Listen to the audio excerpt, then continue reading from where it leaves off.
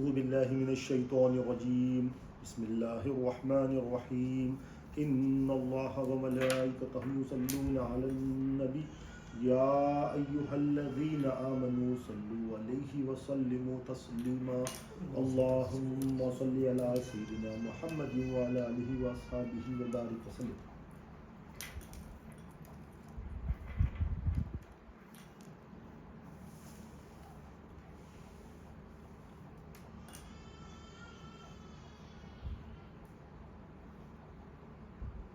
اللهم صل على سيدنا محمد وعلى آله وأصحابه وبارك وسلم.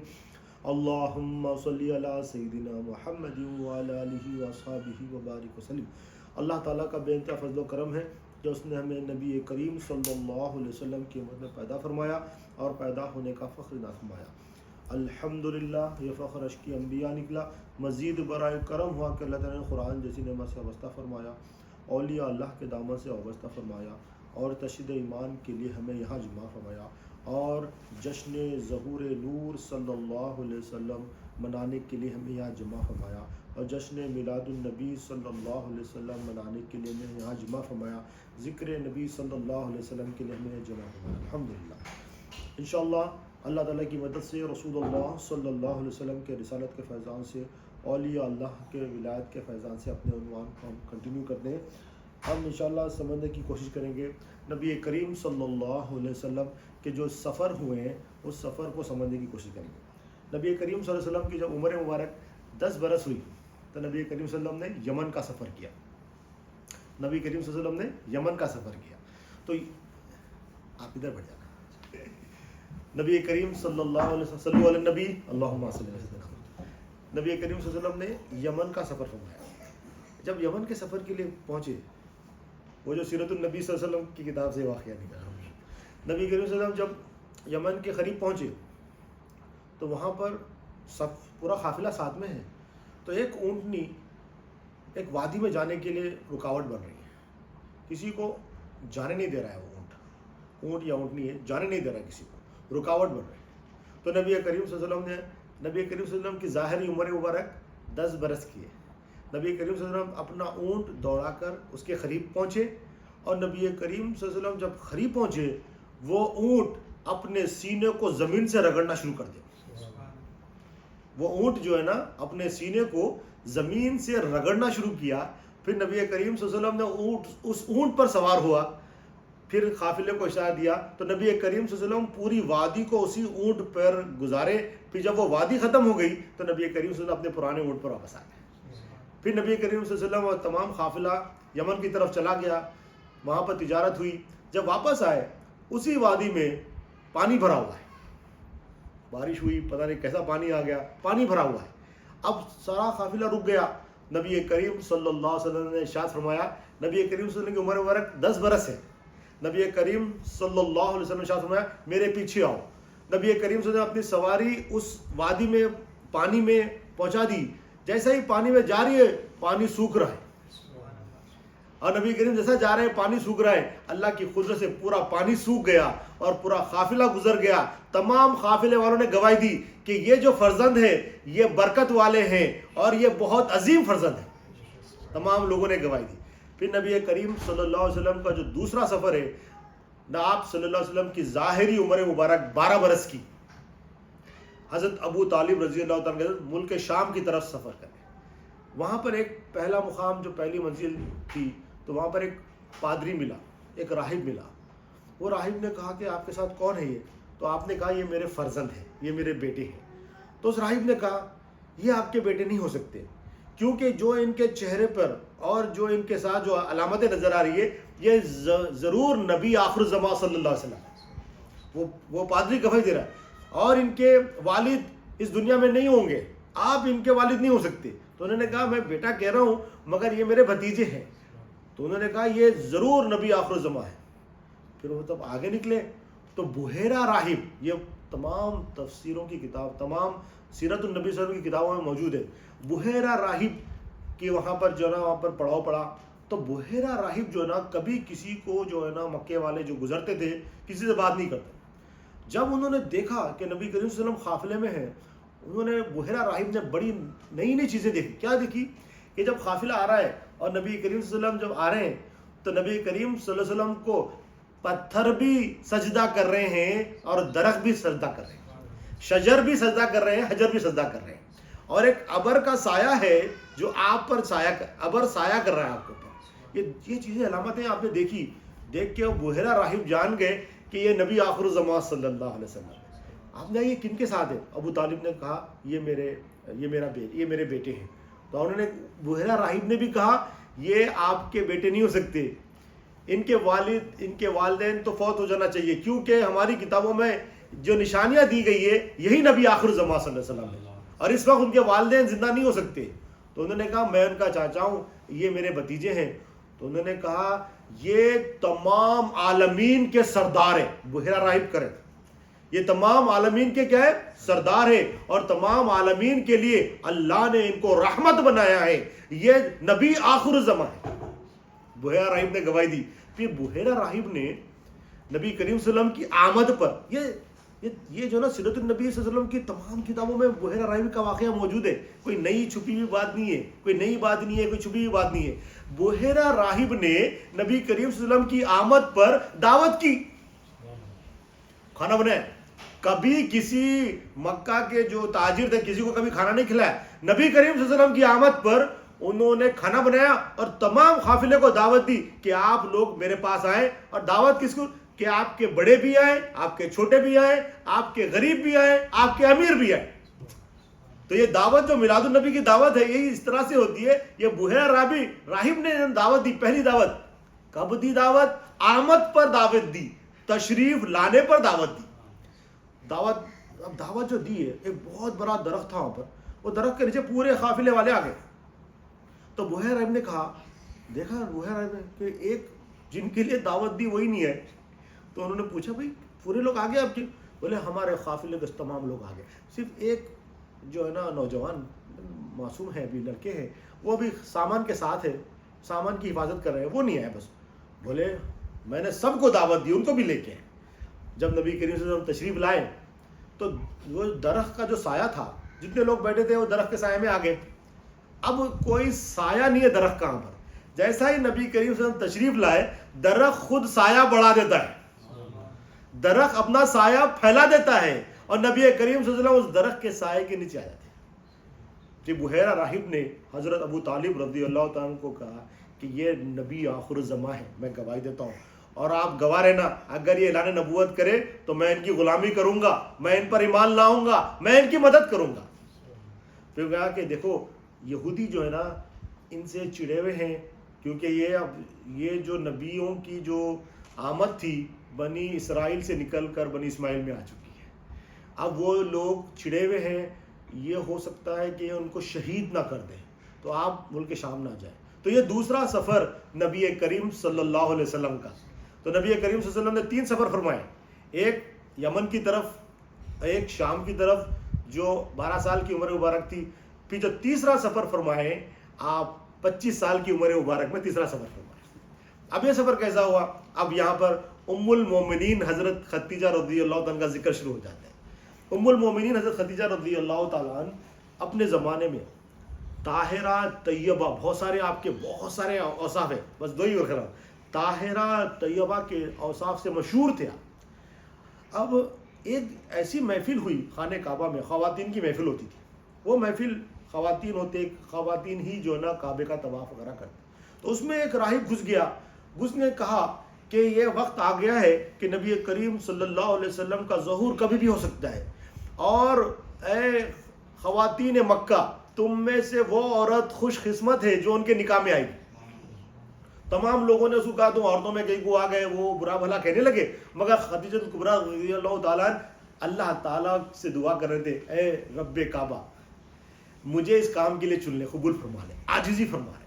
اس دن کے بعد سے، کیونکہ آپ کی پہلے آپ کا نکاح ہوا، پھر آپ کے شوہر کا انتقال ہو گیا، پھر آپ کا دوسرا نکاح ہوا، پھر دوسرے شوہر کا بھی انتقال ہو گیا. اب آپ کی عمر مبارک 40 برس کی ہو چکی تھی. کتنے برس کی؟ 40 برس کی. آپ نے ارادہ کیا کہ اب شادی نہیں کرنی ہے. بڑے بڑے رشتے آئے، آپ نے کہا نہیں کرنا ہے. مگر جب نبی کریم صلی اللہ علیہ وسلم کا ذکر آیا، کیونکہ آپ بھی اہل آپ بھی کتاب کا بھی علم جانتے تھے، تورات کا بھی علم جانتے تھے، نبی آخر زمان اور نبی کریم صلی اللہ علیہ وسلم کی نسل میں سے ہی آپ چوتھی نسل میں حسب نسب ایک ہو جاتا ہے، ام المومنین کا اور حضرت ہمارے آقا نبی کریم صلی اللہ علیہ وسلم کا چوتھی نسل میں آپ کا حسب نسب ایک ہو جاتا ہے۔ تو نبی کریم صلی اللہ علیہ وسلم کی جب آمد کی جب خوشخبری سنے تو دعا میں لگ گئے، روز کیا کرتے، عبادت کرتے، جو عبادت کا طریقہ تھا، پھر نبی کریم صلی اللہ علیہ وسلم درود پڑھتے اور اللہ تعالیٰ سے گر گڑا کے دعا مانگتے، اللہ تعالیٰ اپنے حبیب کے لیے، اپنے حبیب کی خدمت کے لیے مجھے قبول فرما۔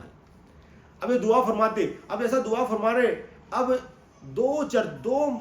دو مشہور چرچے چل رہے ہیں، ایک نبی کریم صلی اللہ علیہ وسلم کا کہ یہ صادق ہے، امین ہے، مکہ میں وہ جو لوگ تھے جس طرح بھی زندگی گزارے تھے ان میں ایک چرچا چل رہا ہے نبی کریم صلی اللہ علیہ وسلم کا یہ صادق ہے، امین ہے، اور ایک چرچا چل رہا ہے یہ طاہرہ ہے اور طیبہ ہے، یہ دو چرچے چل رہے ہیں۔ اب نبی کریم آپ انتظار میں کون اس شہر مکہ میں کون ہوں گے جو نبوت کا اعلان کرے، آپ انتظار میں ہیں، دعا کر رہے ہیں اور اپنی تحقیق کر رہے ہیں۔ تو یہ ام المومنین سے کیا بات پتہ چلی ہمیں، ہماری زندگی میں ہمیں لا الہ الا اللہ پر ایمان لانا ہے، ہمیں جزء الوہیت پہ بھی ایمان لانا ہے، جزء رسالت پہ بھی ایمان لانا ہے۔ تو پہلا کام کیا ہے؟ دعا کرنا۔ دوسرا کام کیا ہے؟ تحقیق کرنا۔ تحقیق کے لیے کیا چاہیے؟ علم چاہیے، علم حاصل کرنا اس کے بارے میں، تحقیق کرنا۔ تحقیق علم سے ہوتی ہے، تو علم آئے گا تو تحقیق ہوگی، جب علم آئے گا تحقیق ہوگی تو ہم یقین کے مقام پہ پہنچ جائیں۔ تو علم اور تو ام المومنین سے ہم سمجھ رہے ہیں، تو آپ نے کیا کیا؟ دعا کی، تحقیق کی، دعا کی، تحقیق کی، دعا لگی ہوئی، روز دعا کر رہے ہیں اللہ تعالیٰ مجھے نا نبی آخر الزمان کی خدمت کے لیے قبول فرما لے۔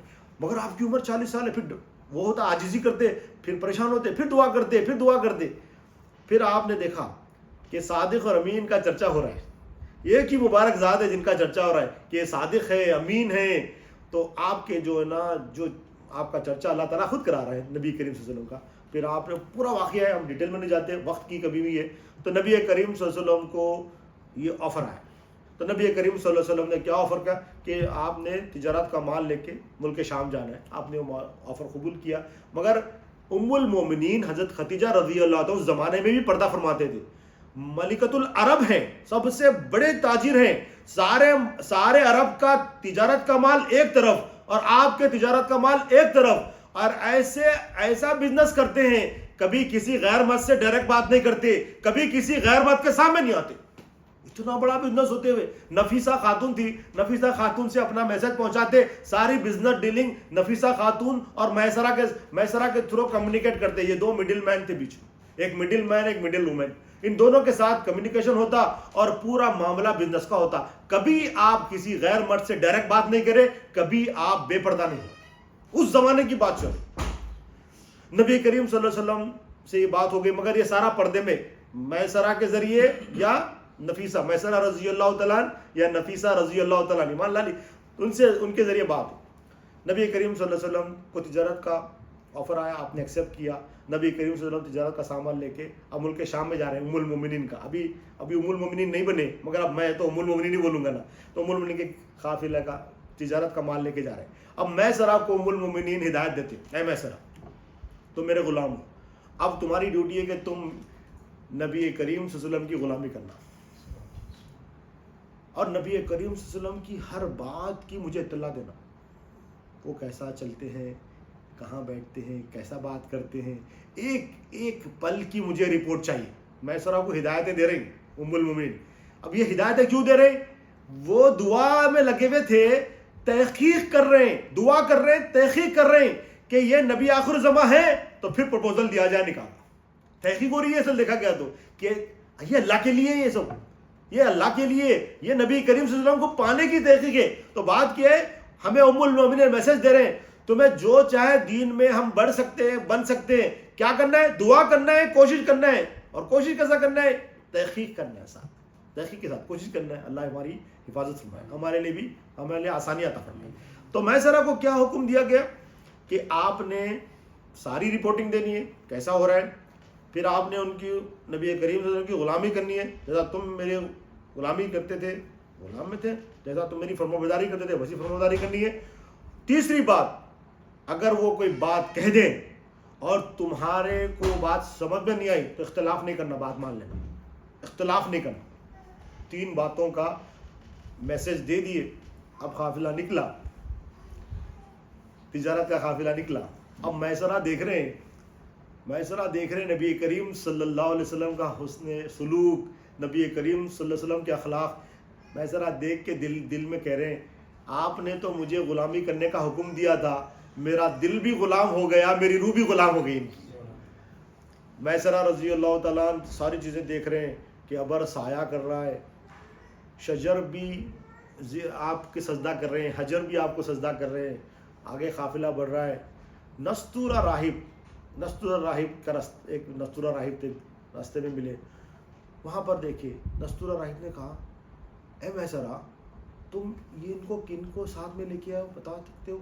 تو انہوں نے کہا یہ قریش کے خاندان سے ہے, بنو ہاشم سے ہے, یہ صادق ہے, امین ہے, نام ان کا محمد ہے صلی اللہ علیہ وسلم. تو انہوں نے کہا یہ تو نبی آخر زمان ہے, یہ جس درخت کے نیچے بیٹھے ہیں وہاں نبی کے علاوہ کوئی اور نہیں بیٹھ سکتے. تو اب نستورہ راہب نے بھی گواہی دے دی. نستورہ راہب نے گواہی دی کہ یہ اللہ کے سچے نبی ہے. میسرہ تم گواہ رہنا, میں اگر جب یہ اعلان نبوت کریں گے تو میں ان پر ایمان لے کے آؤں گا اور میں ان کی مدد کروں گا, تم گواہ رہنا, میں ان کی غلامی کروں گا. تو کیا ہے, بحیرہ راہب نے گواہی دی, نستورہ راہب نے گواہی دی. ہم کہہ رہے ہیں نبوت تو 40 سال کے بعد ملی. ہم جو ہے نا یہ ہماری جو نا کتنی جہالت ہے, اللہ تعالیٰ ہماری حفاظت میں ہے, مگر اللہ تعالیٰ نے ہمیں اس جہالت سے دور رکھا. نبی کریم صلی اللہ علیہ وسلم کا مقام تو بڑا ہے. جتنے نبی آئے وہ پیدائشی نبی ہوئے. اللہ تعالیٰ اپنے نبی کو جو نا کسی کو بھی چلتے پھرتے دیکھ کے اچھا کام کر رہے ہیں, صالح ہے دیکھ کے, نیک عمل کر رہے ہیں بول کے نبی نہیں بناتے. اللہ تعالیٰ نبی کو نبی بنا کے ہی پیدا کرتے. تو نبی کریم صلی اللہ علیہ وسلم کا تو مقام تو جس سے نبوت تقسیم ہوتی ہے, نبی کریم صلی اللہ علیہ وسلم. تو نبی کریم صلی اللہ علیہ وسلم کا تو ظہور ہے. آپ تو اس وقت بھی نبی تھے جب آدم مٹی اور پانی کے درمیان تھے, تو آپ تو اس وقت بھی نبی تھے. تو وہاں پر سے قافلہ گزرا, اب ملک شام میں آ گئے, اب بزنس چل رہا ہے. حیدرآبادی اسٹائل تھا وہ مکہ کے لوگوں کا بھی, سکون سے اٹھ کے آتے تھے آرام سے. نبی کریم صلی اللہ علیہ وسلم نے معاملہ ہی بدل دیا. اب ہم بولتے نا بھائی بزنس کھلا ہی نہیں, اپن کیوں جانا, اب بزنس کے ساتھ چلنا پڑتا, یہ بزنس کے ساتھ چلنا پڑتا, یہ ہماری سوچ ہے. نبی کریم صلی اللہ علیہ وسلم نے بزنس کا طریقہ بتایا. فجر کے بعد نبی کریم صلی اللہ علیہ وسلم مارکیٹ پہنچ گئے. یہ لوگ ہمیشہ تھوڑا سکون سے آتے تھے, اب اپنے حساب سے وہ تو 10-11 بجے آتے, اب وہاں تو 10-11 بجے کا ٹائمنگ نہیں تھا, مگر وہ صبح ہونے کے بعد سکون سے آتے سو کے اٹھ کے. مگر نبی کریم صلی اللہ علیہ وسلم فجر کے بعد, فجر کے ٹائم کے بعد ہی نبی کریم صلی اللہ علیہ وسلم بازار پہ پہنچ گئے. اپنا جو بھی سامان تھا وہاں پر آپ نے لگا دیا. تجارت کی جو ہے نا کاروبار کا جو بھی اسٹارٹس پروسیس تھا آپ نے شروع کر دیا فجر کے بعد. اب دوسرے جو لوگ تھے وہ لوگ آئے بعد میں, وہ لوگ آ کے پھر عزا کی, ان کے بتوں کی, لات عزا منا جو بھی ان کے بت تھے ان کی قسمیں کھاتے تھے, مال بیچتے تھے. نبی کریم صلی اللہ علیہ وسلم کو بھی کہا کہ آپ قسمیں کھا کے مال بیچ, بولے میں ان پہ لعنت بھیجتا ہوں, میں ان کی قسم نہیں کھاؤں گا, جو میرا سامان لینا چاہے لے, جو نہیں لینا چاہے نہ لے. نبی کریم صلی اللہ علیہ وسلم کے بعد جتنا مال تھا سب سے پہلے آپ کا پورا مال, پورا تجارت کا سامان بک گیا, بہت زیادہ نفع میں چلا گیا. اب اسے ہم نے کیا تعجب ہو رہا ہے, کیا سمجھ میں آ رہی بات کہ ہم مارکیٹ کے حساب سے چلنے کی کوشش کرتے, مگر نبی کریم صلی اللہ علیہ وسلم یہاں پر تعلیم دے رہے, ہم نبی کریم صلی اللہ علیہ وسلم کی غلامی کے حساب سے چلو, ہم دین کے حساب سے چلنا, ہم اللہ کے حکم میں چلنا. مارکیٹ کیا بول رہی, لوگ کیا بول رہے ہیں, سسرال والے کیا بول رہے ہیں, پڑوسی کیا بول رہے ہیں, اسکول والے کیا بول رہے ہیں, جاب والے کیا بول رہے ہیں, یہ ہمارا اپنا بنا لی. مگر نبی کریم صلی اللہ علیہ وسلم ایک میسج دے رہے ہیں یہاں پر. کیا میسج ہے یہاں پر, ہم نبی کریم صلی اللہ علیہ وسلم کی غلامی میں چل رہے ہیں جہاں پر بھی ہو. اب واپس آ گئے نبی کریم صلی اللہ علیہ وسلم, قافلہ واپس آ گیا. اب سیدہ طاہرہ ام المومنین حضرت خدیجہ رضی اللہ تعالیٰ عنہ دیکھ رہے ہیں قافلہ آ رہا ہے. اب دور سے دیکھ رہے ہیں ابر سایہ کر رہا ہے. اب یہ نبی کریم صلی اللہ علیہ وسلم پر ابر سایہ کر رہا ہے. قافلہ آ گیا. پھر میسرہ سے ملاقات ہوئی ام المومنین کی, بتاؤ میسرہ کیا کیا ہوا. اب میسرہ کہتے ہیں کیا کیا بتاؤں, میں تو میسرہ کی کیفیت یہ لگو گی. اب نبی کریم صلی اللہ علیہ وسلم کی صحبت میں رہے میسرہ کہتے ہیں کہ یہ تو میں کیا بتاؤں, ہر لمحہ آپ کی تعریف ہے, میں کتنا ذکر کروں آپ کے سامنے. پھر انہوں نے پورا ذکر کیا, انہوں نے نستورہ راہب کے بارے میں بتایا. اب جو تحقیق کرنی تھی ام المومنین نے, اللہ نے مدد کی نا, تو تو اگر ہم لا الہ الا اللہ پر دعا کریں گے، کوشش کریں گے، تحقیق کریں گے، اس کا علم حاصل کریں گے، اللہ تعالیٰ یقین مانے اللہ تعالیٰ مدد کرے گا کہ ہم ایک دن جان لیں گے کہ لا الہ الا اللہ کیا ہے انشاءاللہ، اور انشاءاللہ اسی حالت میں ہماری موت ہوگی۔ اگر ہم نہیں بھی جانے، مثال ایک تھوڑی دیر کے لیے کہ نہیں بھی جانے، اگر ہماری موت ہو گئی مگر ہم دعا کرتے رہیں، تحقیق کرتے رہیں، کوشش کرتے رہیں، تو اگر ہم مر گئے نہیں جانے، جیسا جاننے کا حق ہے لا الہ الا اللہ، جیسا جاننے کا حق ہے محمد رسول اللہ صلی اللہ علیہ وسلم، مگر اللہ تعالیٰ کہیں گے یہ کوشش میں تھا، یہ جاننے کی چکر میں تھا، جاننے میں تھا، دعا کرتا تھا، کوشش کرتا تھا، تو اللہ تعالیٰ ہمیں جاننے والوں میں اٹھائیں گے انشاءاللہ۔ تو اگر ہم پا لیے سبحان اللہ، نہیں پائے تو بھی محروم نہیں رہیں گے، ہم نہیں پائے تو بھی محروم نہیں رہیں گے۔ اللہ تعالیٰ دیکھیں، اللہ تعالیٰ جاننے والوں میں اٹھائیں گے، کتنی بڑی بات ہے۔ تو ہم اس راستے کو نہیں چھوڑنا۔ یہ جو راستہ ہے ہمارا، کون سا راستہ ہے؟ لا الہ الا اللہ محمد رسول اللہ۔ اب ہوتا کیا ہے، ایک مثال دے دیں، تفسیر نعیمی میں نے مولانا جلال الدین رومی رحمۃ اللہ علیہ مثنوی شریف ایک مثال دیتے ہیں کہ لوہا ہے، ٹھنڈا لوہا ہے، اب آپ اس کو کوٹ رہے ہیں تاکہ اس کی شیپ بنائی جائے، ہوتا شیپ بنتا، لوہا ٹھنڈا ہے، لوہا ٹھنڈا ہے، اب آپ اس کو کوٹ رہے ہیں تاکہ اس کی شیپ بنائی جائے، ہوتا لوہا قابو میں آتا۔ تو لوہے کی شیپ بنانے کے لیے کیا کرنا پڑتا ہے؟ اس کو گرم کرنا پڑتا ہے۔ اس کو جب گرم کرتے بالکل سرخ ہو جاتا، فل گرم ہو گیا، سرخ ہو گیا، اب لوہا نہیں رہا اس کے اندر کیا رہی؟ اب آگ ہے اس کے اندر، خالی لوہا نہیں رہا، لوہے کی کیفیت بدل گئی۔ اب لوہا نظر نہیں آ رہا، کیا نظر آ رہا؟ سرخ ڈھیلا، آگ کا ڈلا نظر آ رہا۔ اب جب اس نے اپنی حالت کو بدل لیا، اب اس کو کوٹیں گے نا، جو شیپ دینا چاہیں گے وہ شیپ دے سکتے ہیں، جو شیپ دینا چاہیے جیسے۔ اسی طرح سے مثال لے کے فرماتے ہیں، جب بندہ لا الہ الا اللہ محمد رسول اللہ صلی اللہ علیہ وسلم سے اپنے دل کو تبدیل کر لیتا ہے کہ دل میں لا الہ الا اللہ لکھ لیتا ہے، اب جو چاہے عمل کرے وہ اللہ تعالیٰ کی مرضی کے تحت عمل کرنے والا بن جائے گا۔ اگر بغیر لا الہ الا اللہ کے اگر عمل کر رہا ہے، دل میں لا الہ الا اللہ نہیں ہے، تصدیق نہیں ہے، لکھا نہیں ہے لا الہ الا اللہ، اب عمل کر رہا ہے، تو اس کی مثال دیتے ہیں ٹھنڈے لوہے کو کوٹ رہا ہو شیپ بنانے کی۔ تو ہم عمل بغیر ایمان کے اس کی مثال دے رہے ہیں، خالی زبان سے لا الہ الا اللہ ہے، دل میں لا الہ الا اللہ نہیں ہے، اب اس کے عمل کر رہے ہیں، وہ صدقہ کرنا ہے، خیرات کرنا ہے، مدد کرنا ہے، شادیاں کرانا ہے، کوئی بھی عمل ہو، عمل صالح ہے۔ عمل صالح جو ہم کر رہے ہیں، کیا ہوگا جب لا الہ الا اللہ نہیں ہوگا؟ تو جانتا پن نہیں ہوگا۔ دیکھیں لا الہ الا اللہ ہے، اب کوئی اپن کسی کی مدد کر رہے ہیں تو ہم کیا جب لا الہ الا اللہ اگر ہے تو کیا بولتے ہیں؟ مالک اللہ ہے، اس کا مالک اللہ ہے، میرے پاس کیا ہے؟ میں تو فقیر ہوں، اللہ غنی ہے، میں فقیر ہوں، مالک اللہ ہے، میں محتاج ہوں، محتاج کسی کی مدد کر سکتا نہیں کر سکتا۔ لا الہ الا تو غنی ہے، بولا یہ تیرا مال تھا، تیرے حکم پر میں دے دیا۔ یہ کیا ہے؟ اخلاص ہے۔ بغیر لا الہ الا اللہ کے اخلاص آ ہی نہیں سکتا۔ اخلاص پیدا کرو، اخلاص پیدا کرو۔ اخلاص کیا ہے؟ اخلاص ایمان کا اپ گریڈڈ ورژن ہے،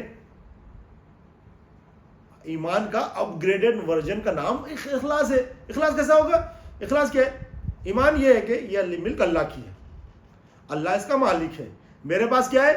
امانت ہے، میں کیا ہوں؟ فقیر ہوں، میں کیا ہوں؟ محتاج ہوں، مالک اللہ ہے، غنی اللہ ہے۔ اب اس کیفیت سے اگر جب کسی کی مدد کرے گا تو وہ کیا بول کے بولا؟ تیری چیز تیرے حوالے کر دیا۔ تو یہ کیا ہے؟ اخلاص ہے۔ اخلاص کیا ہے؟ اللہ کے لیے کرنا، انہیں اللہ کی ملک کو اللہ کے حوالے کر دیا، یہ اخلاص ہے۔ اب جب واپس دے دے گا تو اس کو محبت بھی نہیں رہے گی اس سے دیتے وقت، کیونکہ اس کو یقین ہے کہ یہ اللہ کا ہے، تو محبت کس سے ہوگی؟ اللہ سے ہوگی، خوش ہوگا، مولا تو نے امانت کو ادا کرانے میں مدد کی ہے، تیرا شکر ہے، خوش ہوگا، مولا تو راضی ہو جا۔